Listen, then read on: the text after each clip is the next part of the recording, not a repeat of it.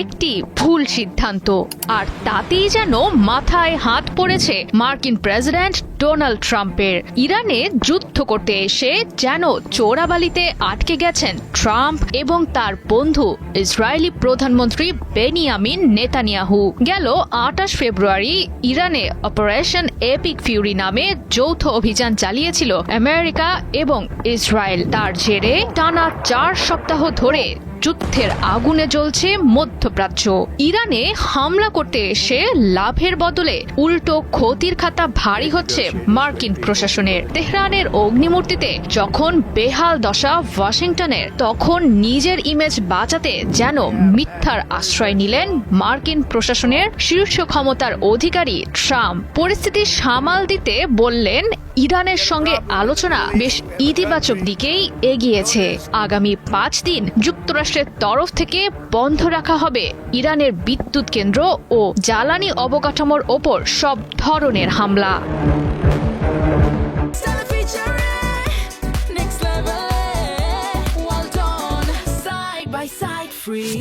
Trump জানান, ইরানের এক শীর্ষ পর্যায়ের নেতার সঙ্গে তার কথোপকথনের কথা। দাবি করেন, ইরানের পক্ষ থেকেই প্রথমে বলা হয়েছিল আলোচনার কথা। নিজের দাবি জোরালো করতে ব্যক্তিগত সামাজিক মাধ্যম ট্রুথ সোশ্যালে পোস্ট দেন তিনি। এমনকি যুক্তরাষ্ট্রের ফ্লোরিডার একটি বিমানবন্দরে আলোচনা প্রসঙ্গে সাংবাদিকদের সঙ্গে কথাও বলেন ট্রাম্প। জানান, চলমান যুদ্ধের মাঝেই উভয় পক্ষ একমত হয়েছে গুরুত্বপূর্ণ বিষয়গুলোয়। স্থানীয় সময় রোববার শুরু হওয়া আলোচনা সোমবার পর্যন্ত অব্যাহত থাকার কথাও উল্লেখ করেন ট্রাম্প। মার্কিন প্রেসিডেন্টের দাবি, সমঝোতার চুক্তি করতে আগ্রহ প্রকাশ করেছে ইরান। এদিকে ট্রাম্পের দাবিকে পুরোটাই সাজানো মিথ্যা বললেন ইরানের মজলিশে শুরায়ে ইসলামী বা পার্লামেন্টের স্পিকার মোহাম্মদ বাঘের গালিবাফ।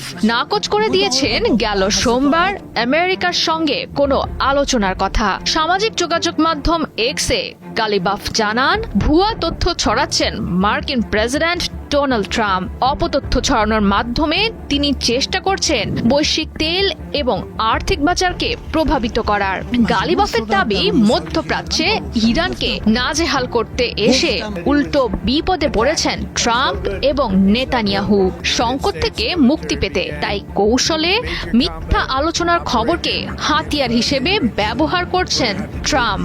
বলছেন, মধ্যপ্রাচ্যের সংঘাত সম্পূর্ণ বন্ধের উদ্দেশ্যে ইরানের সঙ্গে বৈঠকের কথা।